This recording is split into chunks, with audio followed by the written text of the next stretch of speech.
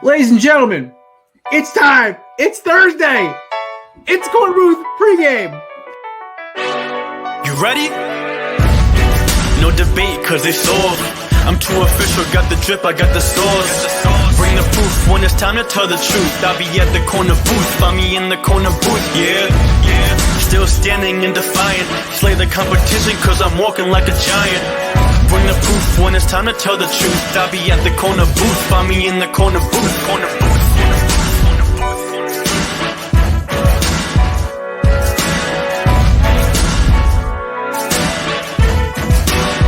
I see myself. Kate, I feel like I have not officially said this. I've tiptoed around it. Kate, will you marry me? Do I have to answer now? Or No, you have time. You can think about it. You can think about a way to say no without hurting my feelings if you want. Oh my lovely. God. I'll send you a letter. Just don't even. Okay, cool. Thank you. I'll send you my address later so you can send it to my house. Yeah, I'm never giving you my address. I don't want you getting that close. Oh, I know.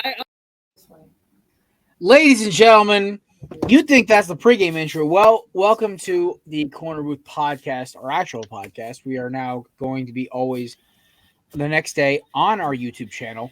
Welcoming in, of course, the man, the myth, the legend, my co-host, Mr. Matt Ordazzo, the TikTok sensation, and live from somewhere in the Southwest, Mason, the new guy.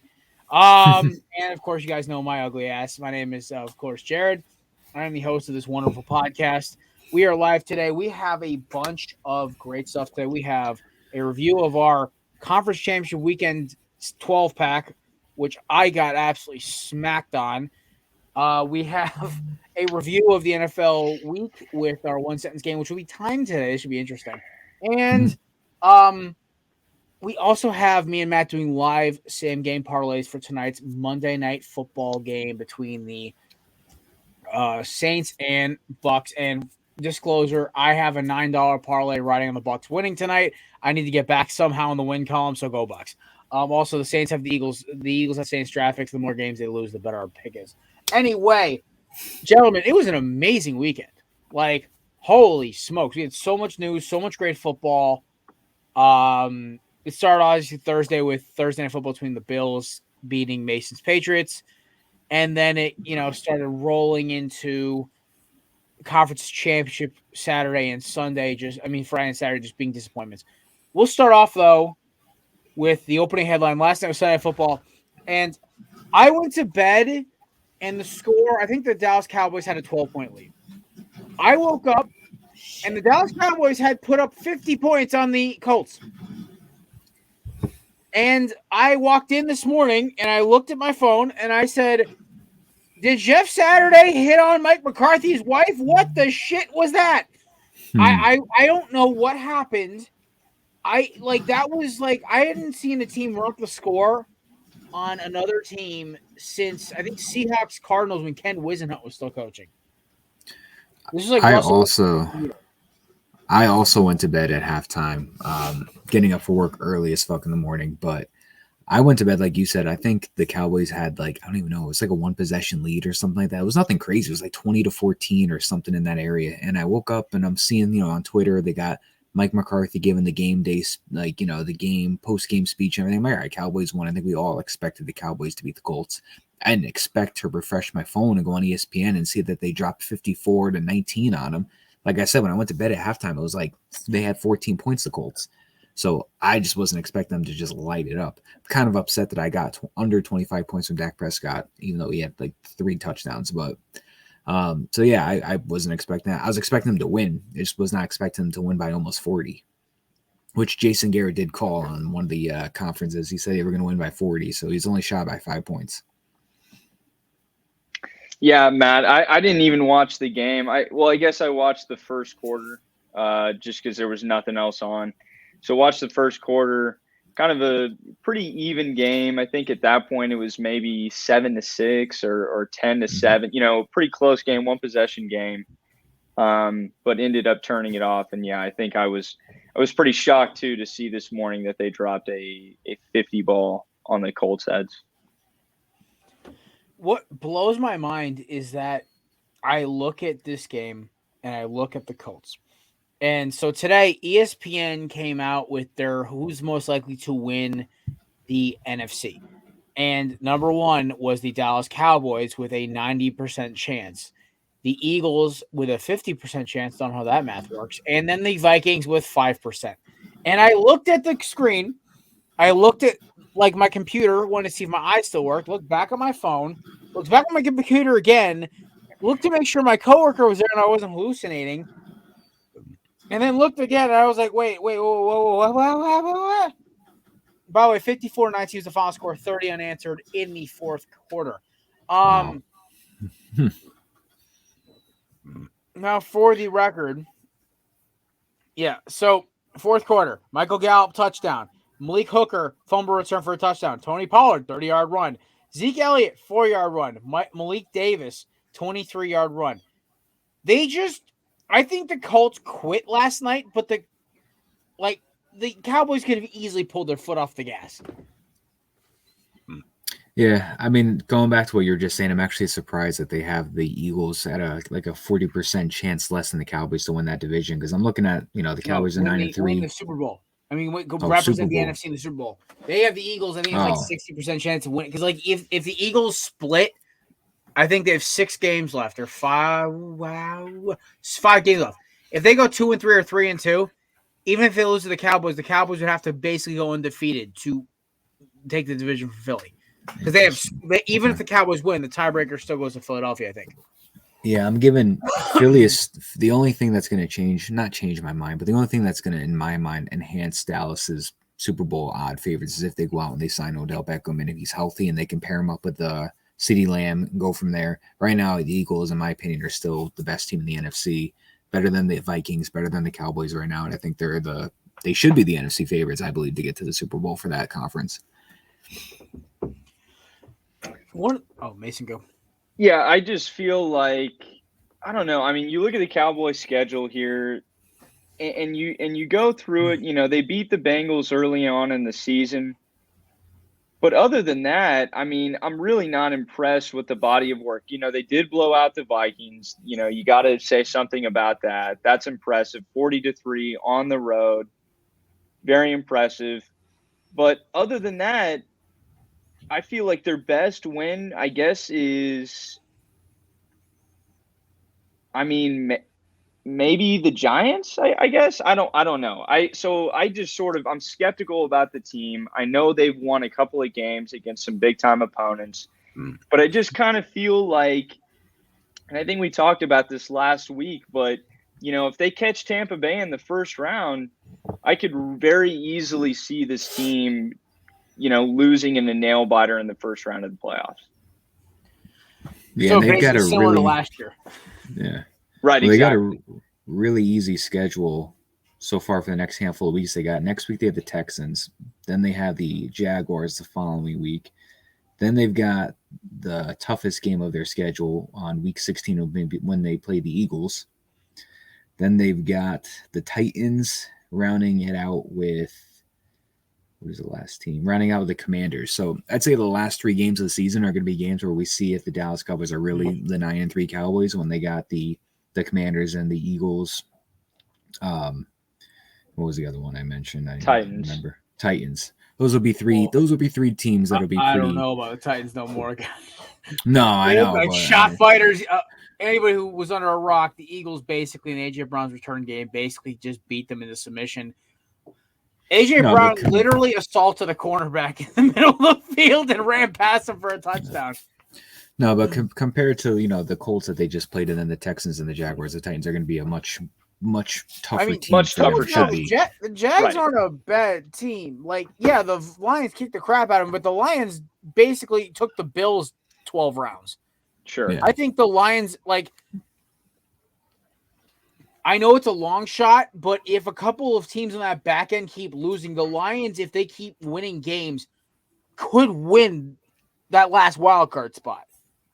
It's crazy to say it, but right now we have the Commanders and the Commanders, Seahawks, and Giants all fighting for those last 3 wild card spots. And then sneaking in the back, you have the Lions, who have somehow, some way battled back. And last time I looked at the standings, they're like only about 2 games back, and it's 5 games left. There's a very real chance right now. So next week, didn't mean to hijack the conversation. They have the Vikings coming off a very emotional, tough win over Matt's Jets, who fought like hell for that one. If it wasn't for a Braxton Berrios drop, we're talking about the Jets, the Vikings having 3 losses, and then the Lions coming in hot at 5-7. So let's just say they lose to the Vikings. They get the Jets, then the Panthers, then the Bears, and then the Packers final week of the season. Those last 3 games are very winnable. Jets and Lions are both, I don't know, like they could go 4-1 in this last stretch if they catch a team in the right spot. They're playing that good of football where they could easily they have a chance of beating both the Vikings and or Jets, which is what's terrifying because the Lions are like the hottest team in football right now. Mm-hmm. They just keep kicking the piss out of teams, and they only lost to I guess, okay, guys, they beat the Jaguars, I know, but watched that game, I was like, dude, they're putting the work and they're making stops. This is not your daddy's Lions team. No, it's somebody knocked on, the Lions' door and say, hey, listen, if you look at this entire NFC conference, like if you can just get over that 500 hump, it's really anybody's shot to get in. And that must have just woke them up because, like you said, they're on a hot streak. They're 5. They went from being like 0-5 or whatever it was before to now they're like 5-7. And like I said, the NFC is not a very tough conference this year. It's very AFC heavy right now with the numbers. So listen, if they can go on a hot streak, and like you said, they could beat the Jets. They are very tough. They are a wild card type team. They're a team you should not take lightly because they will fight and they will fight hard and they will win. But if they can get over, if they can get over that 7-7 hump, win a couple games and get over 500, they could be talking about a wild card spot possibly. Very true. Another crazy thing, right? So it's crazy the Eagles have not clinched a playoff berth yet. Just let that sink in. Still, that's how loaded the NFC is. Yeah. So right now the Lions are like that last team who has just enough shot, but they're banking on Washington and Seattle basically having horrible back ends to their season. The Giants too. The Giants back into their schedule is brutal, but the Commanders have the Giants again in 2 weeks.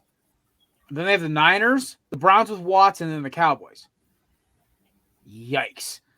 And then you go to the Giants, who have the Eagles, the Commanders again, the Vikings, the Colts, and then the Eagles again. Yeah, so that's tough. There's a very realistic chance the Lions and the Seahawks could be those last 2 wildcard teams if the NFC East isn't careful.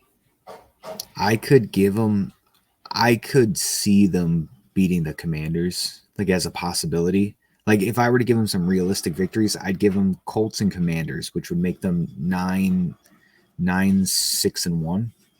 or 9-7-1. Mm-hmm. So by the I think way, that's guys, realistic. Next weekend we could have up to 7 teams eliminated from the playoffs. And it's nice. It won't be any of our 3 teams, most likely. Exactly. Look at that. We're winning. We're on the up and up. Teams include, after tonight, the New Orleans Saints, the Jacksonville Jaguars, the Denver Broncos, and the Los Angeles Rams are all have the possibility of being eliminated next week. And then you have the Colts and Cardinals, who are also very close to that, as well as the Packers, and the Packers are hanging on, so the Steelers. But as we start coming down the course of Christmas, towards Christmas, you're going to see a lot more of those teams start to get eliminated. So I honestly think within 2 weeks, I think the last 2 teams sniffing it are the Falcons at the back end of that division. If the Bucs somehow lose tonight, the Bucs win tonight, the Falcons are screwed. The Falcons season's over. Put in Desmond Ridder, call it a day. So then that would basically leave the Raiders, who have somehow won 3 out of their last 4. Good job, Raiders. The Lions, who are one of the hottest teams in football, and the Browns with Watson somehow are still alive. That being said, then you have basically the juggernaut of the rest of the teams. It's the back end of this last 5 games are going to be a freaking sprint. So it should be interesting. It's very refreshing to not be in the conversation of teams that are going to be eliminated once December hits. Because usually I'm the one that's within I hold on for maybe the second week of December, then I'm out. Usually it's the first week, but it's nice, Okay. We have breaking news. The Heisman finalists have been announced. The nominees are Caleb Williams, coming off of that horrifying performance against Utah, CJ Stroud, Stetson Bennett, the mailman, and America's freaking cornerback, Max Dugan. I am so hyped that guy got a fucking invite. Dude, that guy was cut up at that game. He ran that entire field himself. He's like, I'm just going to do this for my own team because they're not And catching the the fact ball. that they didn't try to have him run that last drive was just like, He was so hyped. I would if I was him, I would have just called a pull and go like one of those fake handoff up the middle and just roll out wide, because that entire Kansas State team was in, like they were all pinching. There was nobody uncontained. He could have pulled and ran so easily, but you know what? Gotta love Max Dugan's effort, man. That was awesome. Like I'm pulling for TCU in the playoffs this year. Mm-hmm. Also, that being said, the playoff has been announced, as well as announced on Sunday. Number 1 seed obviously is Georgia. Number 2 seed is Michigan. No surprises there. Number 3 seed is Texas Christian, TCU. And number 4 is Ohio State. Ladies and gentlemen, we have survived another possible Alabama sneak-in. It will not happen this year. God bless America. God bless the college football selection committee. And God bless Texas Christian for putting up a damn fight. Mm-hmm. I think Mason's looking up towards the sky like, yes, God. Yes. There is a God. I'm happy that we got a Big 12 team in, and that USC, thank God, somehow fumbled. I mean, just fumbled a very good opportunity to get in. And yeah, so it was great. It was great seeing them lose, and I couldn't be happier. Oh, this is interesting. The Diamondbacks are one of the more likely spots to land Xander Bogaerts. That's interesting. Not bad. He's on the tail end of his career, but he's only early 30s, maybe 31. I mean, give him a 4. I'll take a 4-year deal with. Easily. He's a fantastic defensive shortstop. He's not what he used to be offensively at times, or he's not always healthy, but he's fantastic at defense. I mean, listen, I would love us to take a big swing, spend half our payroll on Correa, but I know he wouldn't get. I mean, listen, he would hit 40 bombs in that stadium, no question. That the way that ball carries out of there, he hit 40 bombs. But he just turned 30 this year, so he's all right. Xander, and I think Correa's my age, right? He's 27. Yeah, he's young. Yeah. He's like 27, 28. So I mean, listen, he's gonna go to LA. Listen, throw Xander a 4-year deal with that young lineup and have him and Ketel Marte as a 1-2 punch in the double play ball. That's fine by me. I will happily have that with the D-backs lineup. Go get us another pitcher. We've been signing quietly good bullpen guys and actually find us a fucking closer. That's a contending team. That's a wild card team in the NL. So I'm happy. But the big news, guys: DeGrom to the Rangers, big time. Scherzer to the Mets, and Trey Turner to the Phils. Verlander. Absolutely hilarious. We'll get there. Matt's not happy what Kate Upton said. No, I don't care. I was just correcting. She said Scherzer to the Mets. It was Verlander. Oh yeah. So Scherzer and Verlander. Obviously I love Verlander. I think he's a fantastic pitcher. He's going to be a Hall of Fame pitcher, multi-Cy Young Award winner. If I'm personally, I'd look a little more youthful. I'd look at Rondon. I don't want to give him anything major, even though that's what he's going to want. But I don't know if I want Rodon in your stadium. I don't. There's a lot of people that I don't want at my stadium that are there because of Brian Cashman. He just got a 4-year deal for not doing anything for the last 13 years. So there's a lot. You should get a participation trophy as a GM. Not gonna lie. I don't know. I don't know why you didn't go for Castillo and you decided to go the cheaper route for Montas, and look how that paid out. So I don't know. There's that prospect. I think that international prospect from Japan that's supposed to be coming to the MLB as a pitcher.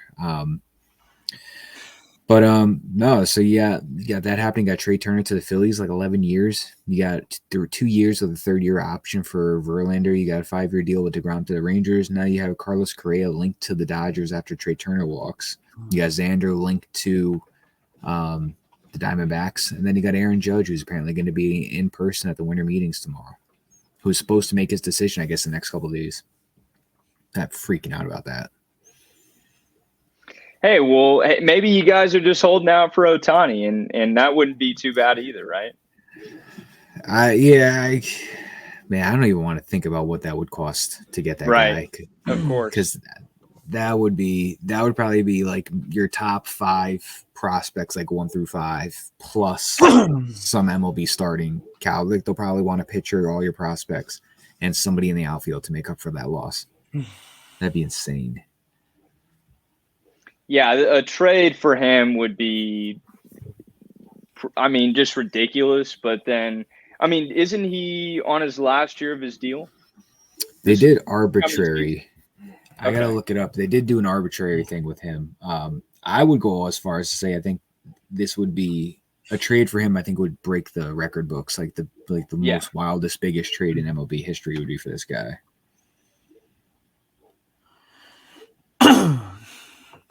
Sorry about that, boys. I got a little frog in my throat. I think you're correct. He's going to be a free agent, I believe, after this coming season. Right.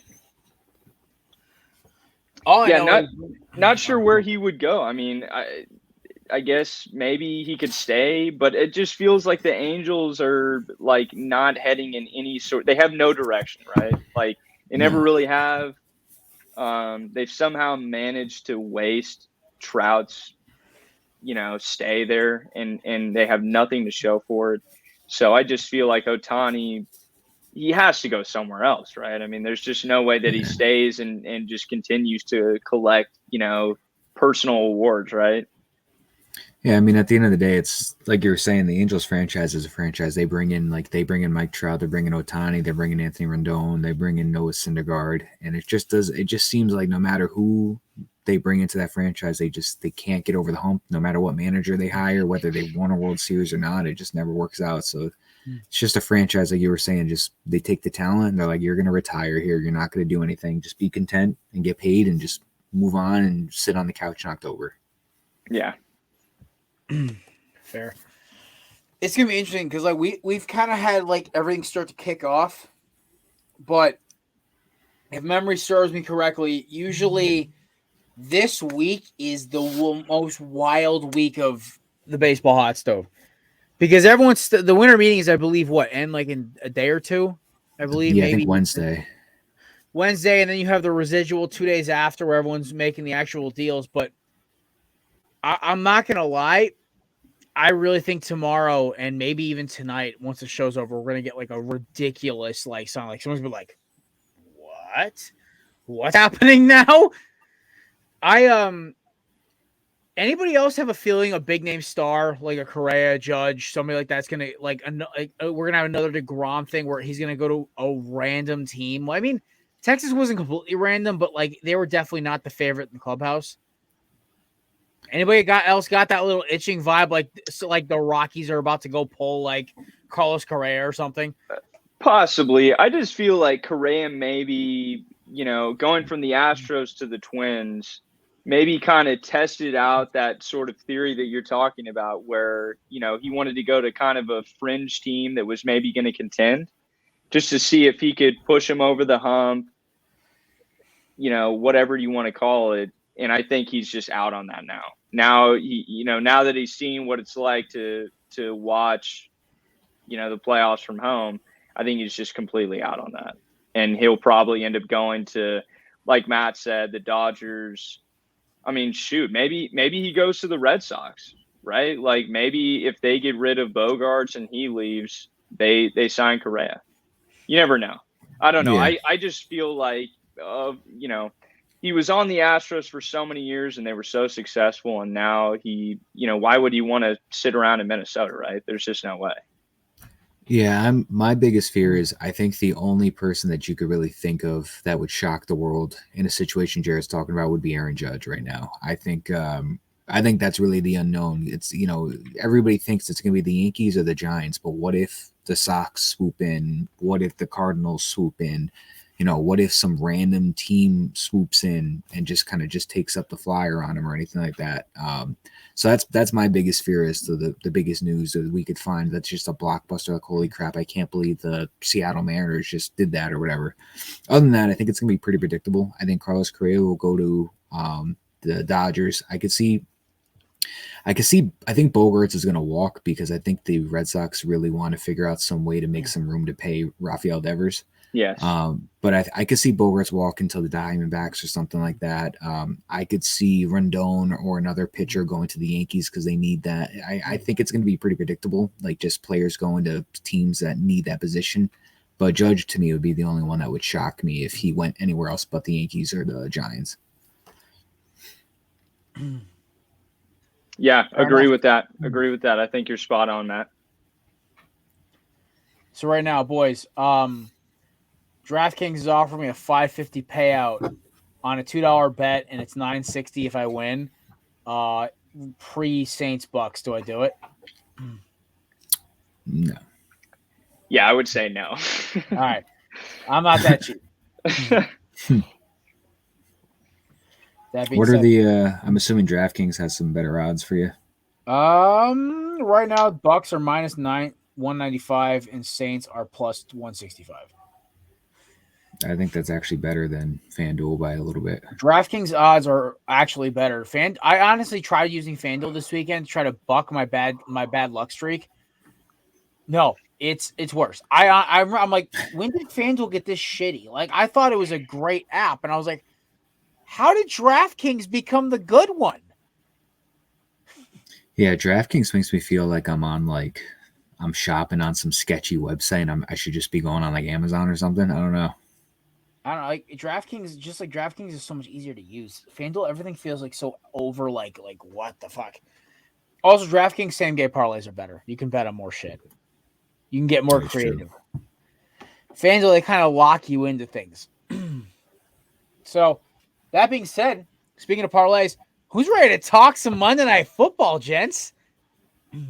I'm always ready for some Monday Night Football, especially when it's somewhat of an okay game. I mean, this isn't a terrible game, but it's technically a divisional game. This is a game where I don't even care if I'm like supposed to be doing something upstairs. I will have this game split screen or something else. So, folks, you remember the game last week? Matt and I will put $1 or $2 down on the same game parlay. Nothing big, nothing crazy. And Mason will judge our parlay to see whose is better. Then we'll pick the game, obviously. So, Mason will do his pick because Matt and I have to say our pick as part of the parlay. So, I, of course, because I already have money riding on this game, I will pick the Tampa Bay Buccaneers as my money line. Matt, who are you taking for your money line? I'm going to go.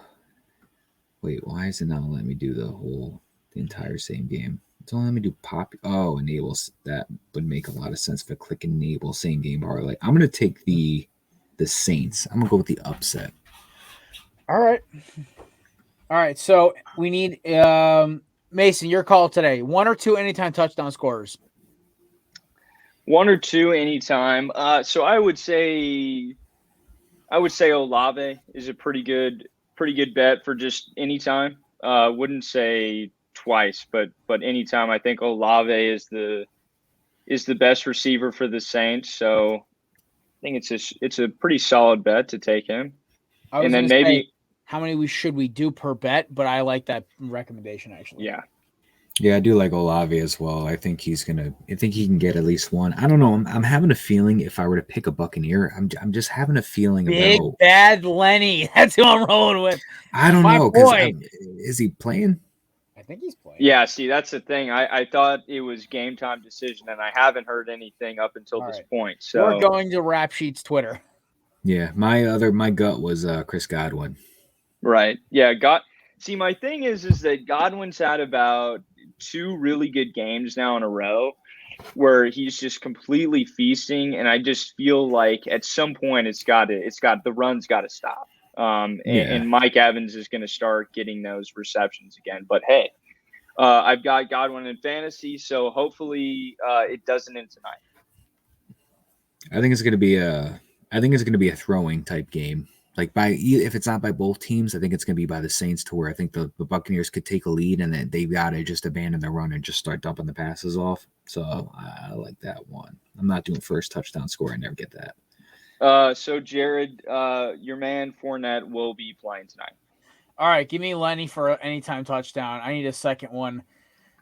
I'm going to go with the kids. I'm going to go with the kid, man. Mason, I'm riding with you tonight. Give me Chris Olave for an anytime touchdown as well. Fingers crossed. Fingers crossed. Fingers crossed. I took Olave and Godwin. All righty. I am now. This is where me and Matt can get funky. I am going to take a passing prop. Give me Andy Dalton for at least one interception. Like that a lot. All right, Matt, you're up.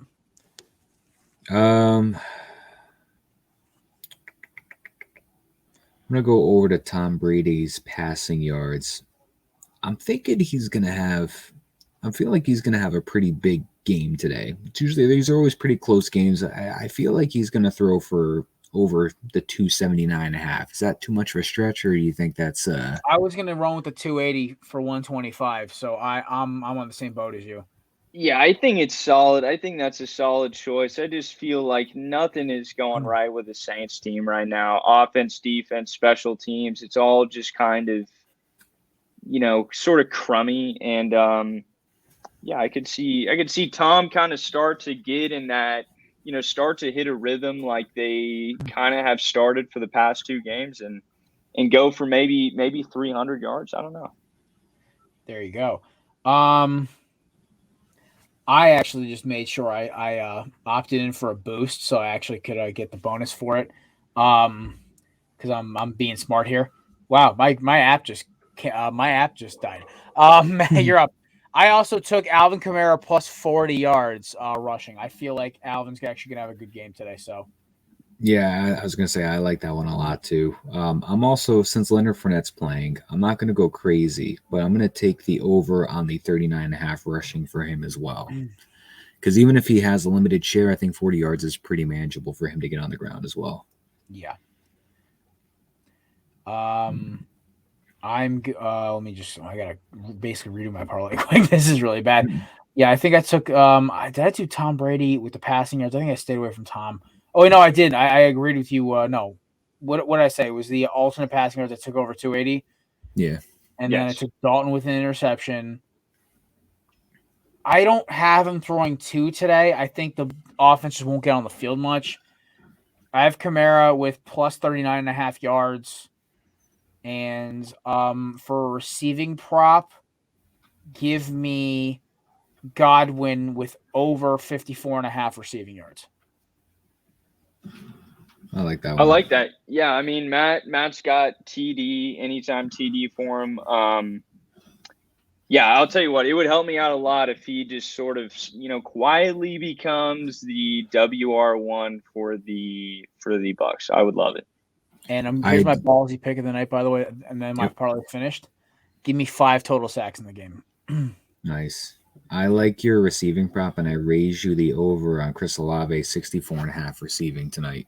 Ooh. Okay. All right. So let's put our money where our mouth is. I am enacting my 65% bonus, making this a $1,485,000 amount. So we're putting $2 down. This pays out $300 on $2 bet. High rollers, kids. Dude, if I hit this bonus, I'm Venmoing you both $10. Mason, I'll throw you 15 for the Olave pick. Sweet. My odds are 20 grand. Well, not 20 grand to win, but I got 20,000 odd. If I, with the $5 down, it'll win me just about $1,000. All right. So you know what? All right. So we're agreed. We'll throw each other a percentage if we win. Oh yeah. Oh yeah. That's the rules. We're not socialists here. We're capitalists. Everybody eats. We eat the employee. We eat, the employees get employee bonuses. I received 3 profit boosts today. What the shit? Where did I receive profit boosts? Whatever. I'll figure that one out later. All right. Y'all ready for our first? So we're gonna quickly review the one sentence game. as we go back to the crazy. Before I hit one, says we'll review the 6-pack before I get the timer out. So we're gonna speed run through this 12 game two parlay loadout we did. Utah USC. All I'm gonna say is USC on a Friday night. I should have known better. Matt got the dub. I did not. Kansas State TCU. If TCU was better at play calling, me and Matt would have won this one. Yep. LSU Georgia. If anybody actually picked LSU to covering was stupid, but anybody picking LSU outright was a dummy. All right, Purdue and Michigan. Come on, same thing. UCF and Tulane. To quote my friend of the Craft Brew Sports podcast, Caesar, Tulane is a wagon. All right. UNC Clemson. UNC put up a fight for 5 minutes. Commies and Giants. They fucking tied. Jets and Vikings. God damn it, Braxton. Yeah. Dolphins and 49ers. I heard Tua, you ain't that guy, pal. You're not that guy. Birds and Titans. Crank 'em, John. Or I'm sorry, no, crank 'em, AJ. Yeah, Dude was paid him. out there killing. Like what's that with the Danny DeVito going, ooh, kill him! Like literally those TikTok memes. I just saw them in my head watching this game today. The Eagles smacked around the Titans like a bad UFC fight. Chiefs, Bengals. Where's Cat Williams? You shouldn't be talking shit. Matt got the dub for that one. I got the dub, and we've all got the dub for Titans Birds. And for Browns Texans, despite his R. Kelly lookalike suit, the Browns took on the offensive list Texans and beat the snot out of them. It was ugly. For a final score of Jared 5, Matt 9, Matt extends his lead to like 8 now. Looks a lot like Matt's getting a Sauce Gardner jersey unless he really blows it the next 5 weeks. That is possible, but I hope not. I want my Sauce jersey. We'll be throwing it. Yeah, I know. I want my Jalen Hurts jersey. All right. So, by the way, at the end of the show, folks, after the one sentence game, we will be talking about our favorite Christmas movies. We are horsing along today. I am proud of us. What did you guys think, by the way, of my like Mad Lib style way of reading off those games just now? I enjoyed it very much, especially when you got to the tie and you started laughing. That was great. Well, I thought it was wonderful, Jared. Thank you, Mason. I appreciate your honesty. That is not at all ass kissing whatsoever. All I will say about this is, though, I used to do that with the one sentence game, but it's hard to deliver a good comedic sentence when the game is a tragedy like that freaking Cleveland Browns and Texans game was. And it's hard because now I'm doubling up material for for 6 of those games. This should be interesting. I will say this, though, going forward, I will try to keep those Mad Libs alive. Anything else before we get into the one sentence game, fellas? No, I'm ready to hop right into it. I got nothing. Let's do it. All right. You guys know the rules. And so do I. All right. We are doing 20-second timer. If it's after this, if it's too bad, we will actually end up starting. We'll do, you know what? I'll give you 25 seconds because I'm that nice. What are we doing for it? Nope.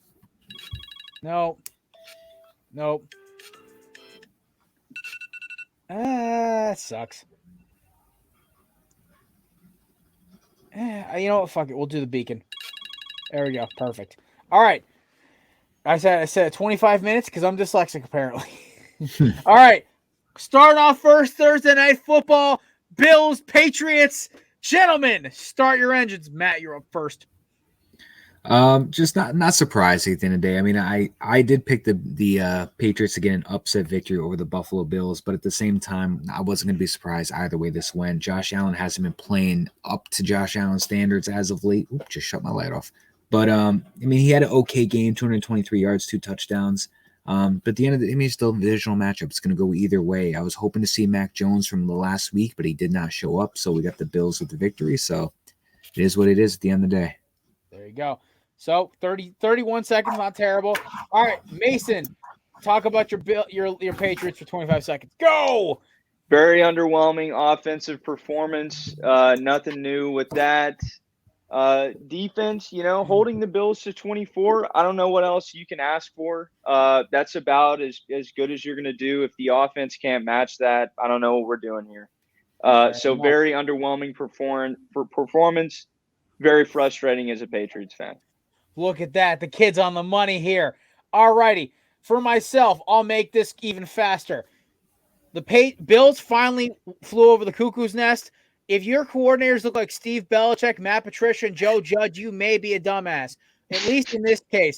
I have Patriots are banking in this year. This is the karma for the last 20 years.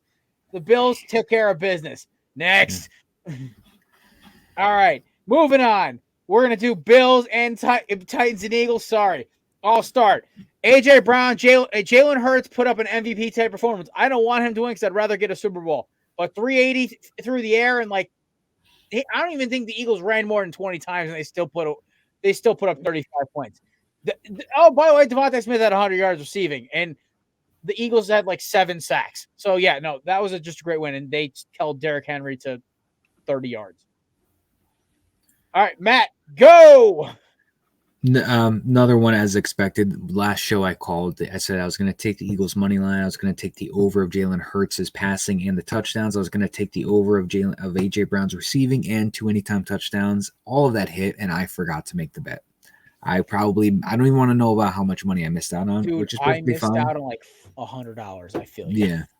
So it's very unfortunate, but at the end of the day, as I predicted, perfectly fine. They still got the victory, and the Titans are kind of coming back down to reality. Fair enough. All righty, Mason, 25 seconds, go. Eagles are hot, man. They're looking like they could be the best team in the league. I might take them over the Bills at this exact moment. Can't say that later on in the year. But, yeah, like Matt said, Titans are coming back down to reality. Tannehill sucks. And if you're not going to be able to run the ball with Derrick Henry, you're not going to be able to win the game. Oh, this kid's on fire, man. He's ending perfectly at 1 second. Mason's a fucking natural. Either he's got an internal timer in his fucking head. You should probably check his dorm room, see if he's got a clock right there. No, all right, no clock here. Falcons. Oh, sorry, Mason, finish. No. I was nothing. All right. Steelers, Falcons. I don't know what was more pathetic, the fact that I watched only 30 seconds of this game or the fact that the final score had less than 20 points each. Mason, I was calling for Mitch Trubisky versus Desmond Ridder. The quarterback play was so bad. Matt, you're up. Yeah, no, very just snooze fest of the game. Piggybacking off what you just said, I mean, listen to these stats. Kenny Pickett, 16 for 28, 197 yards and a touchdown. Marcus Mariota, 13 for 24, 167 yards, touchdown, and 1 interception. Identical stats minus the interception. Not an exciting game. Steelers are getting hot. Maybe just enough for them to not finish under 500 for Mike Tomlin's first time in his NFL career. But other than that, still not sold on Kenny Pickett. You're getting better. You're only a second over. Mason, Falcons, Steelers, go. Snooze fest, mid quarterback play, very few stars on both sides. So just a very not a fun game to watch, right? So as expected, underwhelming score, Steelers win. Probably didn't miss anything by now watching this game. Perfect. Next up, we're going to Soldier Field for a game with super deceptive highlights. If you only watch the highlights and didn't check the score, you think the Bears were kicking the Packers' ass. I'm like, wait, when the hell did the Packers score 28 points? So, yeah, we expected this. Packers aren't that bad of a team. They're literally the definition of mid. The Bears have a long way to go. Yep. Packers are heating up at the wrong time because their pretty much hopes of anything are pretty much just dwindled down to nothing. Justin Fields should probably just start throwing for 130 yards or less again because over 254 yards and he has 2 interceptions. He ran that touchdown in, but at the end of the day, Justin Fields has got a bright future and, they got to build a team around him. There you go. I think we should rebrand this the 25-second game. I think that's actually kind of clever. It's working. There you go. All right, Mason. Kind of like you guys said, just a very average matchup. Rodgers owned Chicago yet again. Nothing new there. Christian Watson, I mean, what in the world is he on right now? Just a crazy run that he's on. And if the Bears thought that they were going to get any other result in this one, when you look at your receiving core, I don't know what's wrong with you. There you go. All righty. I don't know why the alarm's getting so quiet. This is actually annoying me. Next on the list, Jaguars and Lions. I'll keep this really fast. There's my ringtone working. Thank God. All right. So that being said, I'll start now. Lions, Jags, quickly. Lions, the hot team of football. I said it already. You cannot stop Jamal Williams inside the red zone. Everyone's bleeding and old biting kneecaps, MCDC. And the Jags aren't a bad team. They're just mid. They're a decent mid team, but they're mid. The Lions are the worst best team in the league. This was two teams that are both on the come up. The Lions, I think, are just a little step ahead of the Jaguars right now. But this is who the Lions are. This team that just played are the ones we thought we were going to get at the beginning of the season. So it's nice to see them coming up now. I just wish that obviously it happened earlier on. But listen, credit to the Detroit. The defense is starting to come back. Offense is lighting up, and Dan Campbell's getting some wins. There you go. Mason, go. Just an old school fashion, old school beatdown. Mix up my words there. But Jaguars, it seems like every single game where they gain a little bit of ground and maybe get a little bit of momentum, the next game they just get crushed.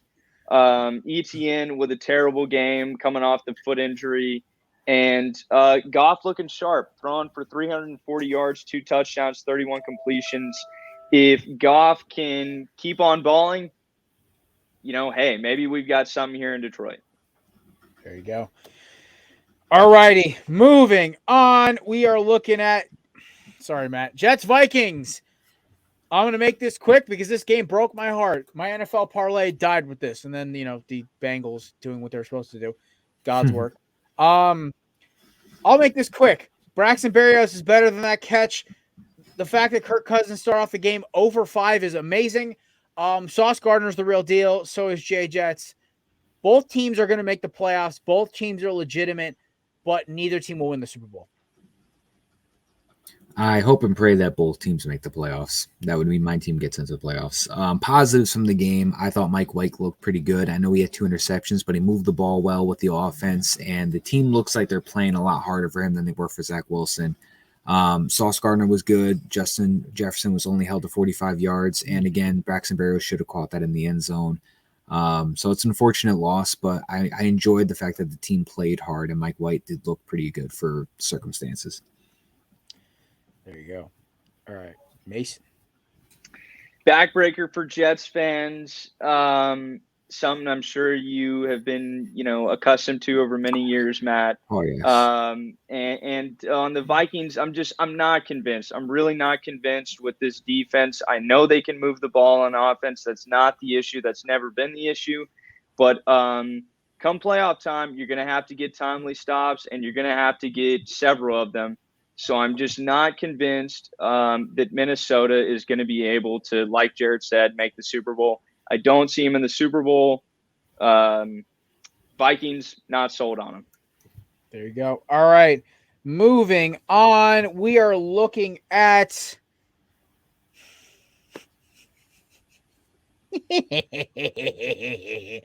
oh my God, this made me happy. This is a nice early Christmas present. Look at the presents under the tree. The Commanders and the Giants tie. And what makes it even better, it's the Giants missing a field goal to make them a tie. But I love seeing Saquon score touchdowns. I'm going to say that. Also, hey, Heineke, when you tie a game, what color Jordans do you buy? Do you buy brown ones for you playing like shit in the fourth quarter or what? Yeah, no, I just love it. Heineke had the better game out of the two, going 27 for 41 for 275. No, it's not. But, Daniel Jones had a Daniel Jones game. He went 25 for 31 for 200 yards and a touchdown. The kicker, pun intended, is just the fact that Graham Gano missed that 58-yard field goal after he just made a 48-yarder before. It's unfortunate. I had Bianca watch my game while we were driving, and she's yelling at the game thinking that something bad's happened on mine, but it's just her team tying. So it was a whirlwind of emotions for that. Yeah, no. All right, Mason, go. Another mid-off, both terrible quarterbacks. The Giants are going to, as long as they have Daniel Jones as their starting quarterback, they're only going to be as good as Daniel Jones plays. So if he's going to give you 200 and a touchdown, most times probably not going to cut it. So just a mid-off, very unsatisfactory game. Really glad I went without seeing anything from this game. Amen to that, brother. All right, speaking of games I'm thanking I missed, God, this was ugly. Tyler Huntley versus Russell Wilson. Somebody bet the over on that one. You're the dummy here. All right. I forgot to hit a timer. Fuck it. I'll do it live. All I'm gonna say is both these teams are terrible. The Ravens are just terrible without Lamar Jackson. Pay the damn man, but you won't get him receivers, so it doesn't matter. Matt. Probably the worst football game I could have ever experienced in my life right now. I mean, I think this speaks to a different level of how bad Broncos. What do you mean? I don't know. Listen to this. Like, the Broncos are so bad that they knock out Lamar Jackson early on, and then James Prochet, a wide receiver, throws an interception, and then they have Tyler Huntley come in and throws an interception, and they still lose. They still find a way to lose, and it just blows my mind that Nathaniel Hackett still has a job. That's all I have to say. All right, here we go, Mason. It sucks seeing the Ravens this down bad. You're right, Jared. I don't know what their plan is if they don't re-sign Lamar Jackson or at least franchise tag him at the minimum.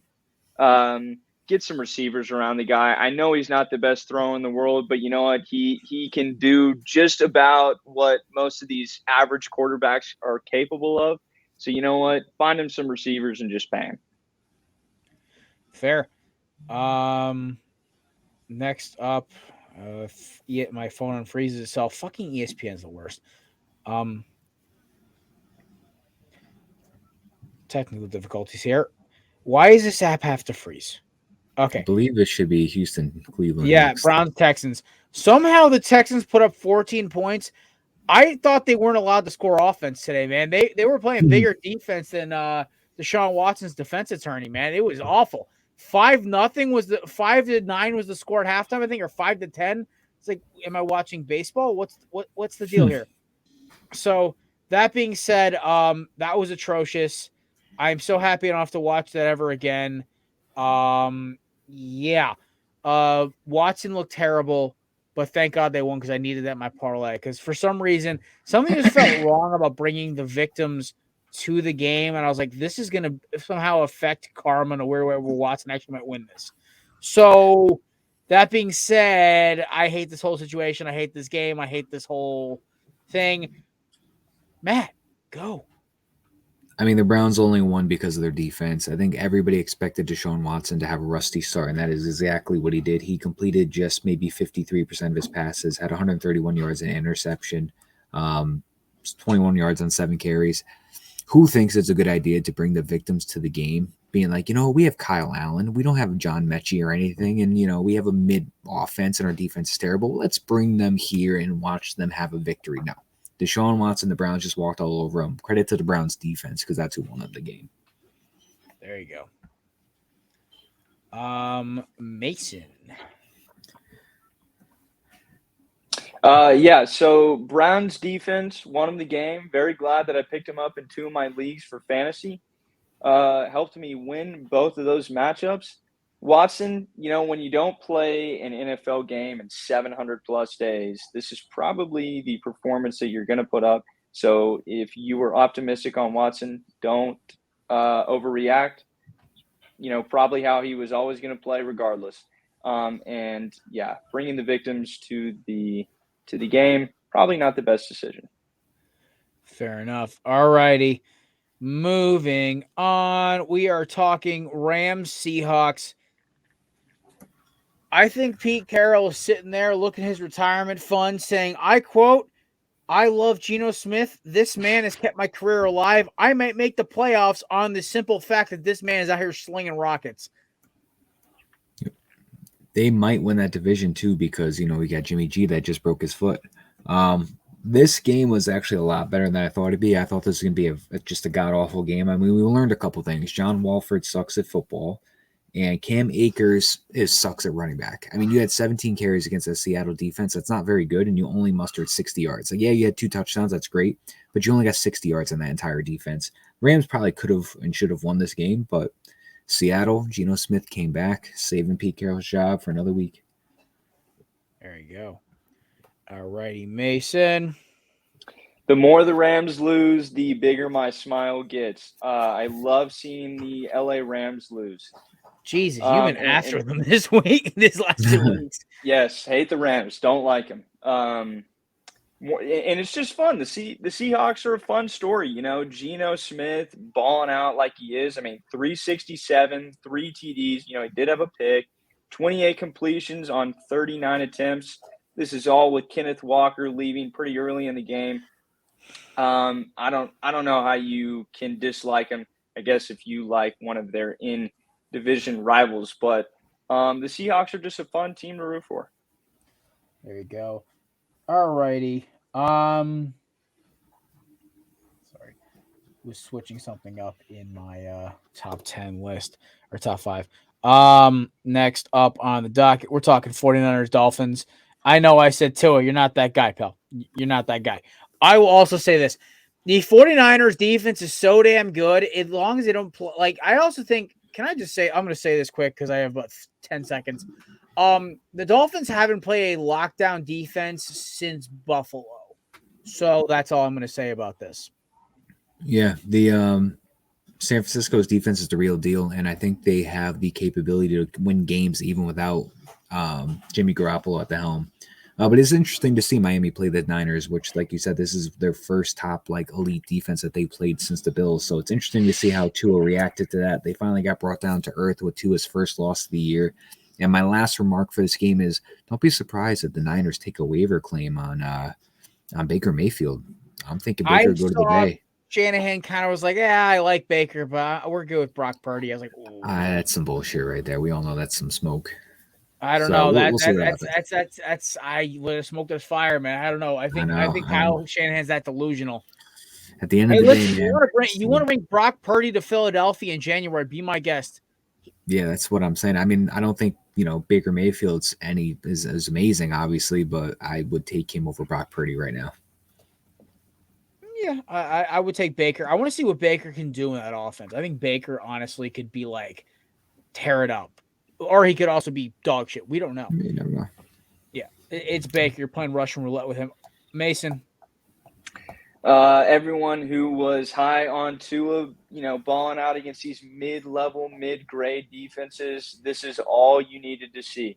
Played a top-tier defense and, still found a way to get it to Tyreek. He balled out, but Tua with another very unsatisfactory game.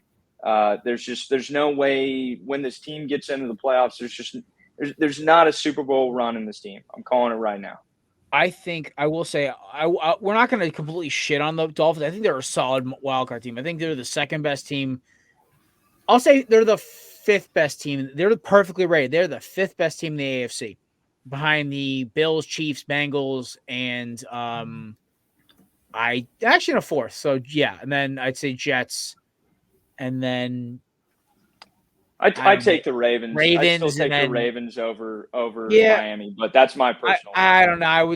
Listen, in a shootout, give me Miami because the Ravens defense is good, but not that good. I still think Waddle or Tyreek could get loose, and that's a problem.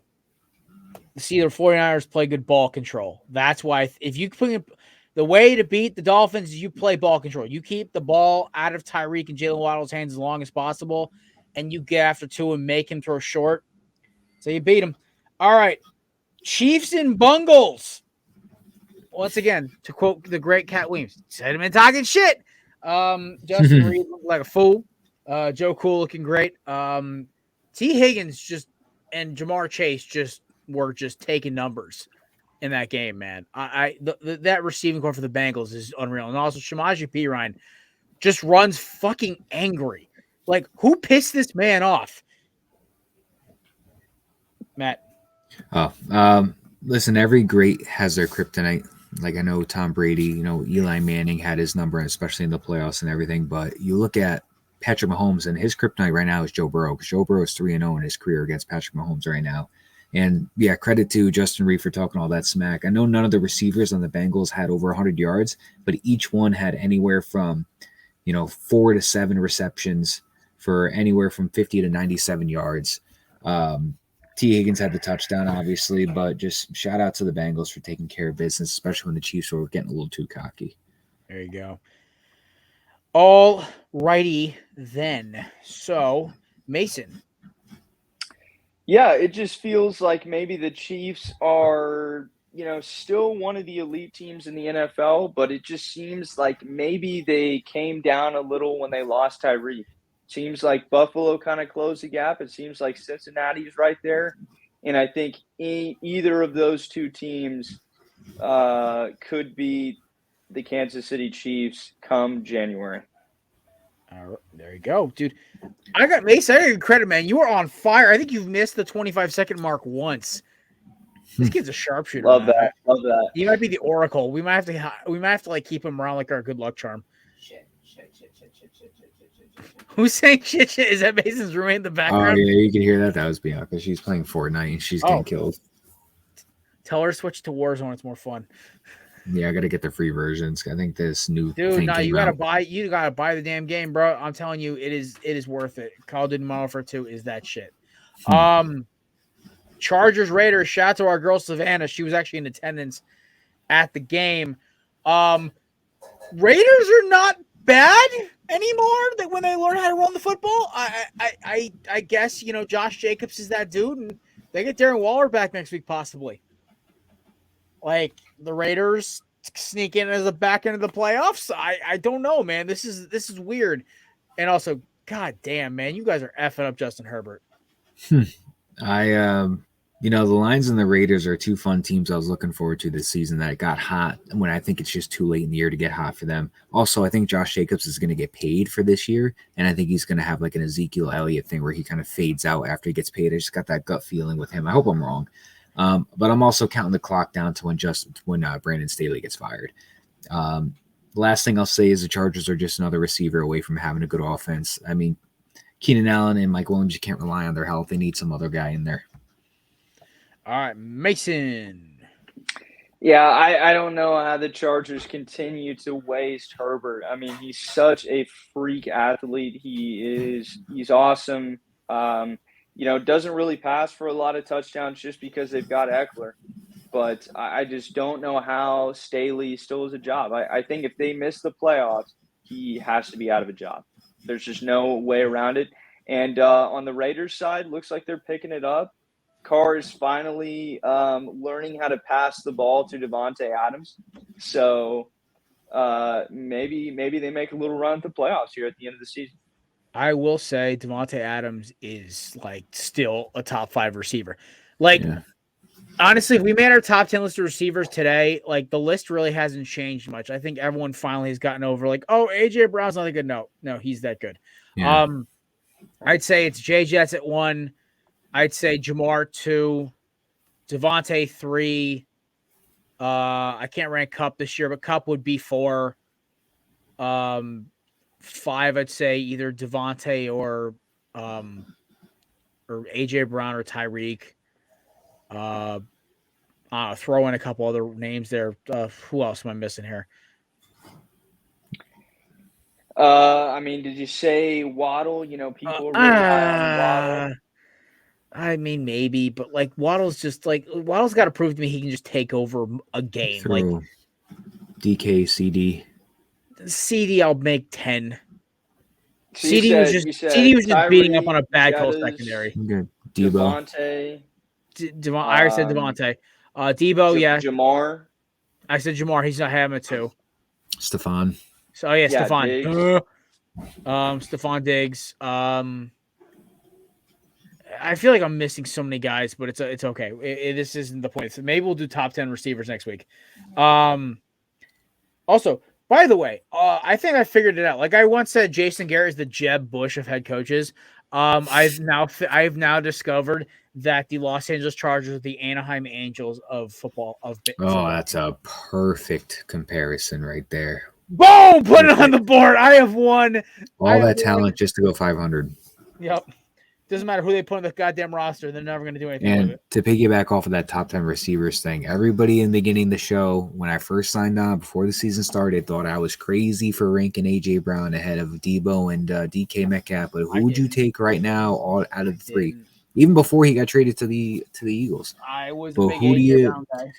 listen? If you were to tell me right now, I think AJ Brown's the most productive out of all of them right now this season. But I that's think just out my of that personal opinion. 2019 class, there's no touching AJ Brown. I think because not only like DK is a great receiver. DK I think is number 2. I think Debo is severely overrated. I think Debo is still a top 10 receiver, but Ayuk's doing so much damage to that offense. Yeah, I don't think. I mean, Deebo he was Samuel, he was never going to match a season like he had last year, right? Like was he a was once never in a ever lifetime. going to have a similar season. So it's just he peaked, and there was just no way he was going to be able to maintain it. like if the Jets were to actually make the trade for him, I would have given up the later first round pick that I had, but they wanted the 10th overall, and I was not going to touch that one. I thought that was too much for him. No way. Fair enough. All righty. Last game of the episode here. We're talking Colts Cowboys. Did like Jeff Saturday or Matt Ryan make a tiny dick joke in the press conference or say something about their wives? Like, what the hell did they do to deserve that beatdown? 30 unanswered in the fourth quarter. And that got like personal. That's how that game felt to me when I looked at that score. Also, Yeah, that on Saturday. Yeah, the only time a team ever puts 54 up on another team is usually if it's a pretty close game and it turns out to just be like a blowout shootout kind of thing. But I don't know. I mean, the Cowboys did what they were supposed to do, which was beat the Colts. I do see a different level of intensity with the Colts under Jeff Saturday. I just don't think they have the firepower to finish it off right now. So not surprised with the Cowboys' victory at the end of the day. There you go. All righty. Gentlemen, that was the one. Oh wait, nope. We got. I almost got myself there. Mason, ring us out here, man. Yeah, I mean, kind of like I said at the beginning of the show, I'm just not really convinced with the Cowboys. I mean, they beat up on a very sub-average team with a brand new head coach, and they have a 31-year-old. They said this during the broadcast. They've got a 31-year-old kid calling the plays for the offense on the Colts. He was like the passing game analyst prior to being promoted to OC. So, Cowboys fans, don't feel special after beating up on the Colts. Don't think anything of it, because this is what you were supposed to do. Not every team, I think, can turn a early 30s, ex-player or coaching staff guy into a call player like Kellen Moore and have success. Right. Sometimes everybody's a little special, but yeah, they try to mimic that one, and that did not work well in their favor. No. My favorite thing is that so there's a pregame. You got Aaron Judge sitting in the Buccaneers tunnel talking to Tom Brady. What's he doing in Tampa? He's not. Yeah, going to that's the what I Rays. was thinking. He's not going to the Rays. They don't pay anybody. They're like known for having the least cap space ever that they work with. Most, you mean? And I'll just say this one last thing before we roll out today. Everyone on these Cowboys was like, "Oh, we beat the Colts by 30. The Eagles beat them by 1." The Eagles also came off of a very emotional loss and basically played like shit the entire first 3 quarters. Like, let's calm down. The Eagles basically slept the entire first 3 quarters of the game and came back and won. It's okay though. Honestly, I can't wait for Christmas Eve. That's going to be absolutely intense. Guys, pray for my blood pressure that night. Okay. All right. It's time now, folks, for the return of the KB Top 10, brought to you by the amazing people at Canna Dips. Listen, if you were like me and you love to dip, it is a great alternative that will save your gums and save your teeth. They come in amazing flavors like blue raspberry, Arnold Palmer, mint, which actually tastes like Coke mint, which is awesome. Mango. I remember a certain flavor. I can't remember the name. I can't pronounce the name of it. It's like Hiracha that tastes like strawberry. It tastes like red velvet cake. They have cinnamon now, American spice. There's so many flavors, and they're such a good company. 3-day shipping from California to Connecticut is insane. And on top of that, they effed up my last order by mistake. They shorted me on a tin. You know what they did? They sent me my entire tin again. I am just running out now. I ordered this in October. That should tell you how great this company is. They are also a great sponsor of the Corner Booth podcast and in that term, Belly Up Sports. Promo code Belly Up 20 for 20% off. All right, gentlemen, I came up with like 15 Christmas movies because this is my favorite time of year. and about 5 I want to watch because I haven't seen them in a long time. But we'll do our top 5, but you get unlimited. Or no, you get up to 5 honorable mentions. How about that? Because I have like 4. So I was Works like, for me. all right. So who wants to go first? Who wants to draw first blood? I could probably. I think I got it pretty much situated. Mhm. Honorable mention. I'm gonna just go right off the rip and say that I think Polar Express is a terrible movie and it should be banned from America. And it's mid. I don't know. I just wanted to get that off my chest. I hate that movie. Mason looks like he might like the movie. It's not in my top Stole his 5. childhood. Dude, it's like a children's movie, dog. I know. It came out when I was like Rudolph. 9. That man's the goat. It came out when I was like 9. I mean, some honorable mentions would be a lot of the classics. I love the Rudolph the Red-Nosed Reindeer movie. I love the Frosty the Snowman movie. All those like 60s animated clay type movies. I guess Die Hard. I don't know. Some people want it to be a Christmas movie. I'm just kind of like, I don't know. All right, so starting at number 5 on my list, it's an old movie. I love the It's a Wonderful Life. It's just a tradition of my family for whatever the reason is. That Christmas morning they throw that movie on. It's the first movie that you wake up to that's on the TV. It's a movie that you play when you're eating your breakfast and you're opening up your gifts. So it's a little sentimental to me, but that's a good movie. Number 4, I'm sure a lot of people are gonna have this on their list, but The Christmas Story. I think it's a classic. I like the movie. Not a lot of people like it that much, but I think it's great. And I watch it a couple times a year. I never get tired of it. And it's always on TV once you go to my grandmother's house on Christmas Day. So now 3 is going to be a curveball.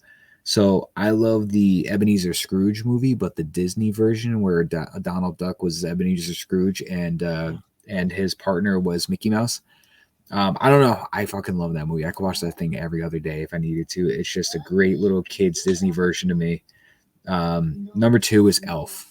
Elf to me is a fantastic, underrated, slept on movie. I think it's hilarious from start to finish when he gives that raccoon a hug and it just attacks him. And he goes into the coffee shop and says, "World's best cup of coffee," as if like they just won like the fucking Nobel Peace Prize for it. So I think that's a fantastic movie and I love that movie. And then my number 1 Christmas movie of all time is the National Lampoon's Christmas Vacation. That is just start to finish, just an amazing movie. And I could watch it in July. I could watch it in February. I just think it's fantastic. And whenever it's on, I will watch it. Mason. Alrighty, so at 5, I'm going with the first Santa Claus. Think that one is a very solid choice. Tim Allen, just one of the very good actor, right? Very solid in most of the movies that he's in. So really enjoy that one. 4 for me is A Christmas Story. Like Matt said, great movie. Grew up watching that one. I've always watched it since I was a little kid. 3 is going to be The Grinch with Jim Carrey being the voiceover for The Grinch. That one always kind of cracks me up a little bit more than it probably should. 2, going with Elf. That's just kind of like Matt said. Very funny. Will Ferrell is awesome. Everyone loves him. Does a great job in the role. And then number 1 for me is A Wonderful Life. Watch that every Christmas with my family. Great movie. Just like a feel-good movie, and always enjoy it. So, yeah, that's the top 5. Mine's a little different. I have a couple honorable mentions. Gotta throw a nod to Rudolph, Home Alone, and Scrooge. Totally underranked. Bill Murray just being a total dickhead for the entire movie. It's great. And for my 2 borderline Christmas movies, Iron Man 3 and Die Hard. It even says it in the first line of the movie. Iron Man 3 is a Christmas movie. Wasn't like Deadpool released in Christmas time? It was. I was released around December. I could have made that honorable mention. Yeah, because I actually enjoyed Iron Man 3. It was actually really cool, and they actually have like Christmas themed music in this movie. But yeah, no, it even says this is a Christmas story, and I was like, I love it. So I love also sticking to Christmas purists. They're the worst. Christmas is my favorite holiday, and any movie that's around Christmas can be a Christmas movie. So shut up. All right, number 5, give me Elf. Listen, yelling Santa, I know him at the top of my lungs to impress a girl at a bar once was the dumbest thing I've ever did in my life, but it got me a number. I love that movie. It's hysterical. I remember it from my childhood. I remember seeing it in theaters, I believe. I was really young, though. Number 4, Christmas Story. Like I watch it with my family all the time. The Red Ryder BB gun, I can relate because my dad made those jokes when I was into airsoft as a kid, so I had to hear that about 15 times. And also, like, it's so relatable with all the inside jokes, like having Chinese food on Christmas and like the leg lamp and everything. I love it. 3, the OG Grinch from 1965 with the creepy ass voiceover and the animated. I love that. Listen, the Jim Carrey one's not bad. I actually will watch it. I enjoy it. But the OG one, maybe it's because I used to watch it the day before Christmas. I'm aunt's house all the time, and she had on DVD, on video. I watch all the time. I don't know, but the OG one, it's so good. It's so awesome. Like, it brings back good memories. Number 2, I can't believe everyone ever forgot the real OG, and that's Charlie Brown Christmas. How are y'all hating on the Peanuts, man? Oh, man, Yeah. like maybe it's because my father got me into watching Peanuts cartoons when I was a little kid. And like I used to see the old Peanut strips and everything else, like the little cartoon books and everything.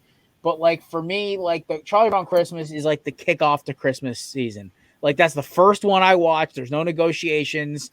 All like because I have Apple TV, it's like it like pops up around like November 25th ish. Usually I watch. It's the first one I do.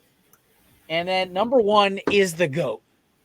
You cannot hate on National Lampoon's Christmas Vacation. This is the best. I watched it last night for the second time this year with my family. We actually, while we were decorating the tree, my brother-in-law, my sister, and my parents, we did The Grinch, then we did Charlie Brown, and then we did National Lampoon's Christmas Vacation.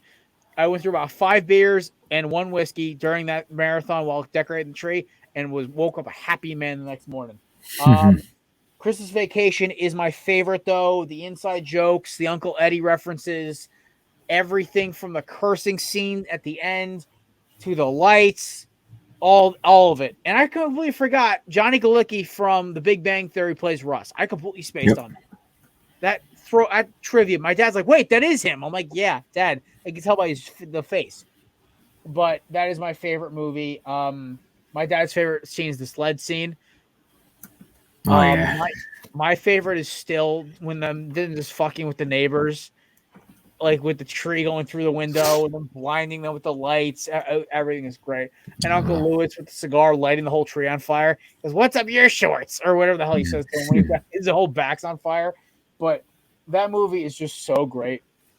I love everything about it. So that is it for any other ones we think we missed. Another one I'm actually going to try to watch it. I have a DVR for tomorrow on my YouTube TV DVR, which God, I love that service. Night Before, Anthony Mackie, Seth Rogen, and who's the crap? What's his name? Joseph Gordon-Levitt. The 3 of them. It's like a Christmas movie. It's like Night Before Christmas, or whatever. Also, Office Christmas Party, I heard, is hysterical. I'm gonna try to get like all those ones I kind of missed over the last year. I'm gonna try to get up and watch those a little bit. I still have to rewatch Jingle All the Way now that I'm over the age of 15. So there's a couple ones I'm definitely gonna look at. Any ones we think we missed that should have been probably nominated somewhere. The whole trilogy, the Santa trilogy, Santa Claus with Tim Allen. I love the original one the most. But just thinking that's one of the little back in the day movies that I couldn't think of that I should have made in my honorable mentions at least. I never watched those as a kid. I watched them watching like when I was babysitting when I got older. I was like in like middle school. I watched them, so maybe like the magic wasn't there. But like, for me, I always got the cartoon ones as a kid. I got what's it called? I got the perfect one we didn't mention, the Third Friday. When it was Christmas time. They had a Christmas party on the Third Friday, and Terry Crews was supposed to be the gay prisoner that got out of jail and was trying to fuck Cat Williams. Yeah, can't say I've heard of that one, but Yeah, I'll have to check. I'm really like, huh? No, it was the Third Friday movie. It's based around Christmas time when him and Mike Epps have their own apartment. And okay, so it's one of the Friday trilogy. Got it. Yeah, it was the third one that they made. It was just around Christmas time, and the end of it is a big Christmas party, and just all that random shit just starts to go down. Fair enough. Alrighty, well, boys, we're about 5 minutes over. I'm very proud of us today. We kicked ass on that freaking on the 25-second game today. So, that being said, ladies and gentlemen, we hope you enjoyed this episode of the Corner Booth podcast. Our live show is, of course, every Thursday here on our YouTube channel at 7 p.m. Eastern Standard Time. We will have gambling picks. We will have funny takes. We'll have special guests. It's always a good time. Feel free to stop by and let us know what your sports takes are in the comments. And for those of you catching up on this episode via YouTube, we appreciate you. Love y'all. And we will see you guys Thursday. Enjoy your night.